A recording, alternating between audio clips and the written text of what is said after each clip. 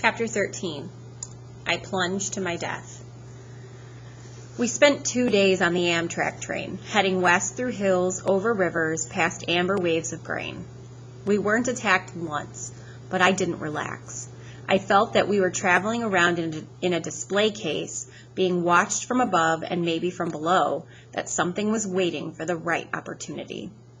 I tried to keep a low profile because my name and picture were splattered over the front pages of several East Coast newspapers. The Trenton Register-News showed a photo taken by a tourist as I got off the Greyhound bus. I had a wild look in my eyes. My sword was a metallic blur in my hands. It might have been a baseball bat or a lacrosse stick. The picture's caption read, 12-year-old Percy Jackson, wanted for questioning in the Long Island disappearance of his mother 2 weeks ago, is shown here fleeing from the bus where he accosted several elderly female passengers. The bus exploded on an East New Jersey roadside shortly after Jackson fled the scene. Based on eyewitness accounts, police believe the boy may be traveling with 2 teenage accomplices. His stepfather, Gabe Ugliano, has offered a cash reward for information leading to his capture. Don't worry, Annabeth told me.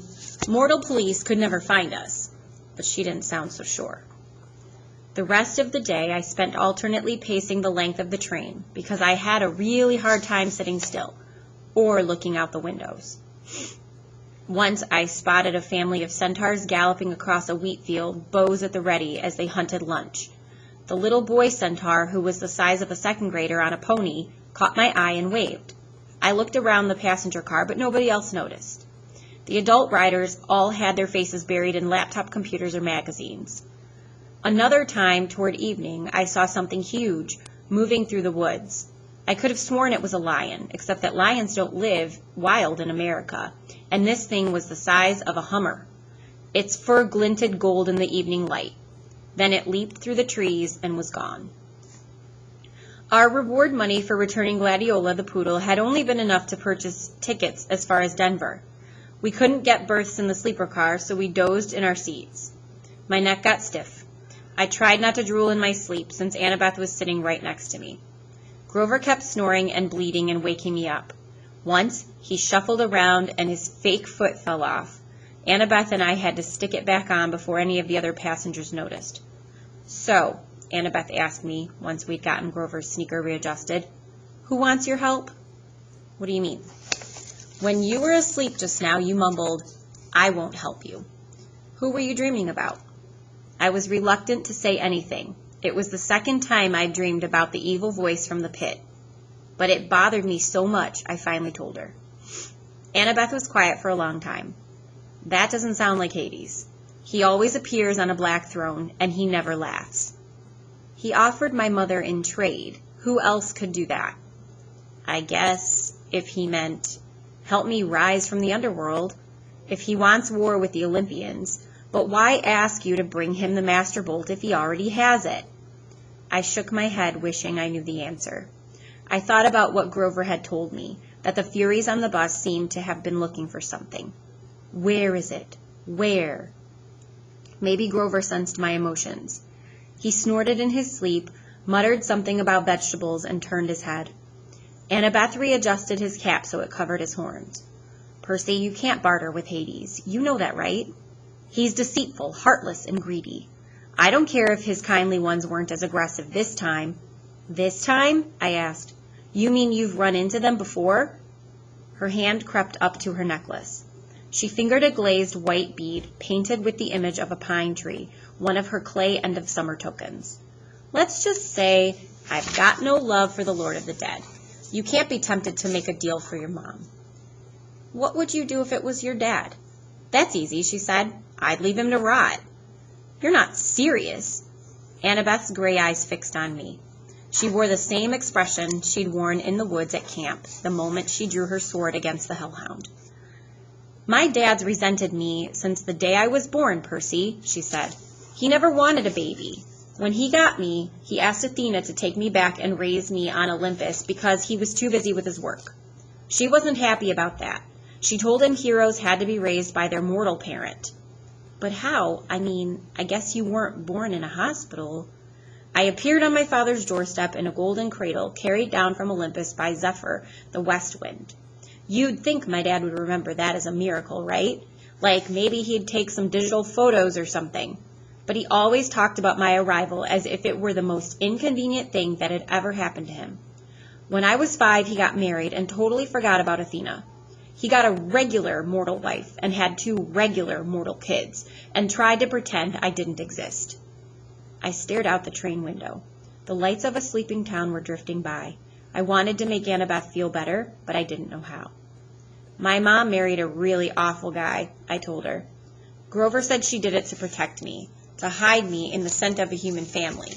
Maybe that's what your dad was thinking.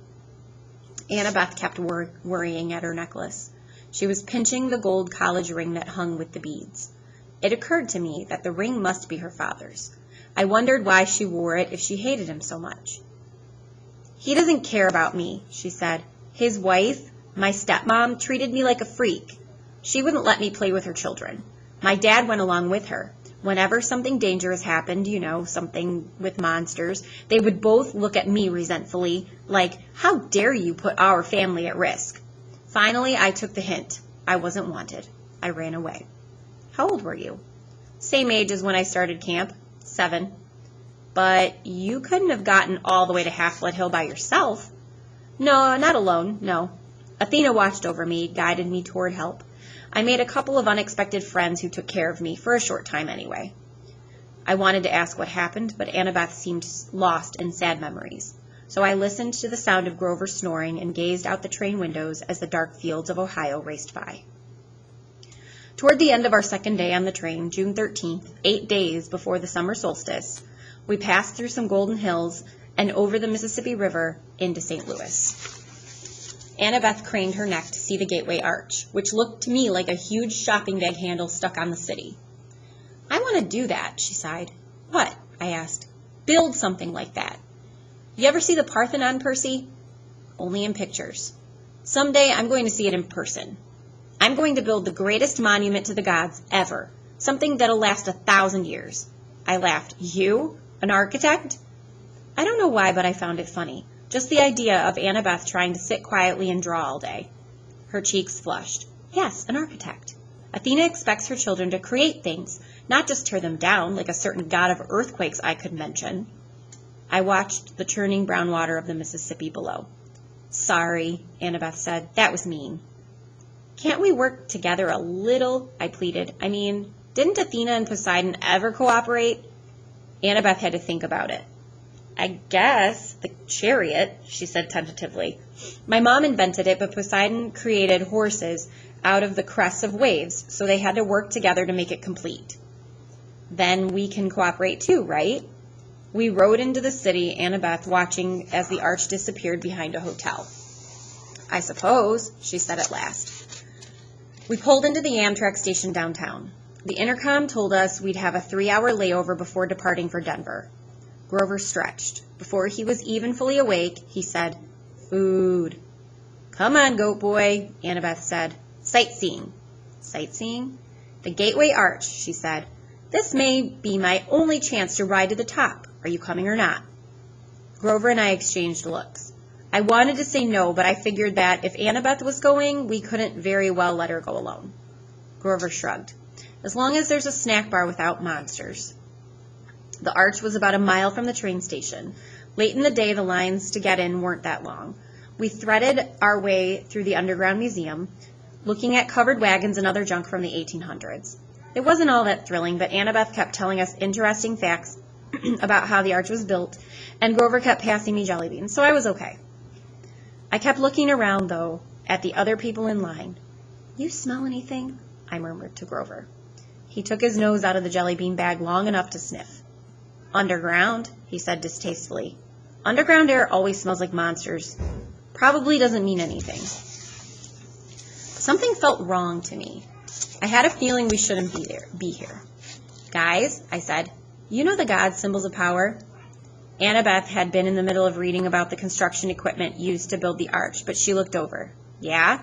Well, Haiti, Grover cleared his throat. We're in a public place. You mean our friend downstairs? Right, I said. Our friend way downstairs. Doesn't he have a hat like Annabeth's? You mean the Helm of Darkness, Annabeth said. Yeah, that's his symbol of power. I saw it next to his seat during the Winter Solstice Council meeting. He was there? I asked. She nodded. It's the only time he's allowed to visit Olympus, the darkest day of the year. But his helm is a lot more powerful than my invisibility hat. If what I've heard is true, it allows him to become darkness, Grover confirmed. He can melt into shadow or pass through walls. He can't be touched or seen or heard. And he can radiate fear so intense it can drive you insane or stop your heart. Why do you think all rational creatures fear the dark? But then, how do we know he's not here right now watching us? I asked. Annabeth and Grover exchanged looks. We don't, Grover said. Thanks, that makes me feel a lot better, I said. Got any blue jelly beans left? I'd almost mastered my jumpy nerves when I saw the tiny little elevator car we were going to ride to the top of the arch, and I knew I was in trouble. I hate confined places. They make me nuts. We got shoehorned into the car with this big fat lady and her dog, a chihuahua with a rhinestone collar. I figured maybe the dog was a seeing-eye chihuahua because none of the guards said a word about it. We started going up inside the arch. I'd never been in an elevator that went on in a curve, and my stomach wasn't too happy about it. No parents? The fat lady asked us. She had beady eyes, pointy, coffee-stained teeth, a floppy denim hat, and a denim dress that bulged so much she looked like a blue jean blimp. They're below, Annabeth told her, scared of heights. Oh, the poor darlings. The chihuahua growled. The woman said, Now, Sonny, behave. The dog had beady eyes like its owner, intelligent and vicious. I said, Sonny, is that his name? No, the lady told me. She smiled as if that cleared everything up. At the top of the arch, the observation deck reminded me of a tin can with carpeting. Rows of tiny windows looked out over the city on one side and the river on the other. The view was okay, but if there's anything I like less than a confined space, it's a confined space 600 feet in the air. I was ready to go pretty quick. Annabeth kept talking about structural supports and how she would have made the windows bigger and designed a see-through floor. She probably could have stayed up there for hours, but luckily for me, the park ranger announced that the observation deck would be closing in a few minutes. I steered Grover and Annabeth toward the exit, loaded them into the elevator, and I was about to get in myself when I realized there were already 2 other tourists inside. No room for me. The park ranger said, Next car, sir. We'll get out, Annabeth said. We'll wait with you. But that was going to mess everybody up and take even more time, so I said, No, it's okay. I'll see you guys at the bottom. Grover and Annabeth both looked nervous, but they let the elevator door slide shut. Their car disappeared down the ramp. Now the only people left on the observation deck were me, a little boy with his parents, the park ranger, and the fat lady with her chihuahua. I smiled uneasily at the fat lady. She smiled back, her forked tongue flickering between her teeth. Wait a minute. Forked tongue? Before I could decide if I'd really seen that, her chihuahua jumped down and started yapping at me. Now, Sonny, the lady said, does this look like a good time? We have all these nice people here. Doggy, said the little boy. Look, a doggy. His parents pulled him back. The chihuahua bared his teeth at me, foam dripping from his black lips. Well, son, the fat lady sighed, if you insist. Ice started forming in my stomach. Did you just call that chihuahua your son? Chimera, dear, the fat lady corrected. Not a chihuahua. It's an easy mistake to make.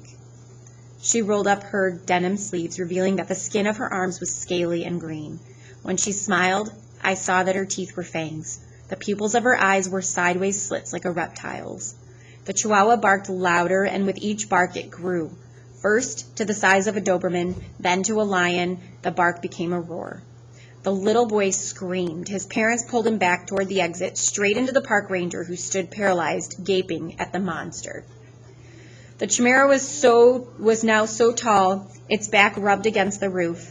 It had the head of a lion with a blood-caked mane, the body and hooves of a giant goat, and a serpent for a tail, a 10-foot-long diamondback growing right out of its shaggy behind. The rhinestone dog collar still hung around its neck, and the plate-sized dog tag was now easy to read. Chimera, rabid, fire-breathing, poisonous. If found, please call Tartarus, extension 954. I realized I hadn't even uncapped my sword. My hands were numb. I was 10 feet away from the chimera's bloody maw, and I knew that as soon as I moved, the creature would lunge. The snake lady made a hissing noise that might have been laughter. "Be honored, Percy Jackson. Lord Zeus rarely allows me to test a hero with one of my brood, for I am the mother of monsters, the terrible Echidna." I stared at her. All I could think to say was, "Isn't that a kind of anteater?" She howled, her reptilian face turning brown and green with rage. "I hate it when people say that. I hate Australia, naming that ridiculous animal after me. For that, Percy Jackson, my son shall destroy you." The chimera charged, its lion teeth gnashing. I managed to leap aside and dodge the bite. I ended up next to the family and the park ranger, who were all screaming now, trying to pry open the emergency exit doors. I couldn't let them get hurt. I uncapped my sword, ran to the other side of the deck, and yelled, "Hey, Chihuahua!" The chimera turned faster than I would have thought possible. Before I could swing my sword, it opened its mouth, emitting a stench like the world's largest barbecue pit, and shot a column of flame straight at me. I dove through the explosion. The carpet burst into flames. The heat was so intense it nearly seared off my eyebrows. Where I had been standing a moment before was a ragged hole in the side of the arch with melted metal steaming around the edges. Great, I thought. We just blowtorched a national monument. Riptide was now a shining bronze blade in my hands, and as the chimera turned, I slashed at its neck. That was my fatal mistake. The blade sparked harmlessly off the dog collar. I tried to regain my balance, but I was so worried about defending myself against the fiery lion's mouth, I completely forgot about the serpent tail until it whipped around and sank its fangs into my calf. My whole leg was on fire. I tried to jab Riptide into the chimera's mouth, but the serpent tail wrapped around my ankles and pulled me off balance, and my blade flew out of my hand, spinning out of the hole in the arch and down toward the Mississippi River. I managed to get to my feet, but I knew I had lost. I was weaponless. I could feel deadly poison racing up to my chest. I remembered Chiron saying that Anaclysmus would always return to me, but there was no pen in my pocket. Maybe it had fallen too far away. Maybe it only returned when it was in pen form. I didn't know, and I wasn't going to live long enough to figure it out. I backed into the hole in the wall. The chimera advanced, growling, smoke circling from its lips. The snake lady Echidna cackled. "They don't make heroes like they used to, eh, son?" The monster growled. It seemed in no hurry to finish me off now that I was beaten. I glanced at the park ranger and the family. The little boy was hiding behind his father's legs. I had to protect these people. I couldn't just die. I tried to think, but my whole body was on fire. My head felt dizzy. I had no sword. I was facing a massive, fire-breathing monster and its mother, and I was scared. There was no place else to go, so I stepped to the edge of the hole. Far, far below, the river glittered. If I died, would the monsters go away? Would they leave the humans alone? "If you are the son of Poseidon," Echidna hissed, "you would not fear water. Jump, Percy Jackson. Show me that water will not harm you. Jump and retrieve your sword. Prove your bloodline." Yeah, right, I thought. I'd read somewhere that jumping into water from a couple of stories up was like jumping onto solid asphalt. From here, I'd splatter on impact. The chimera's mouth glowed red, heating up for another blast.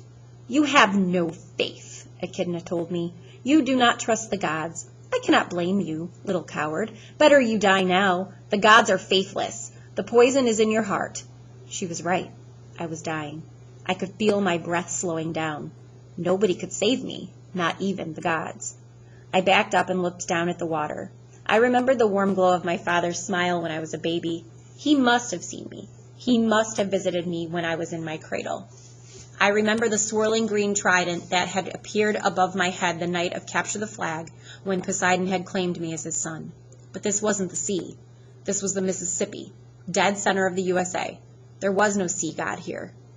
"Die, faithless one," Echidna rasped, and the chimera sent a column of flame toward my face. "Father, help me," I prayed. I turned and jumped. My clothes on fire, poison coursing through my veins, I plummeted toward the river.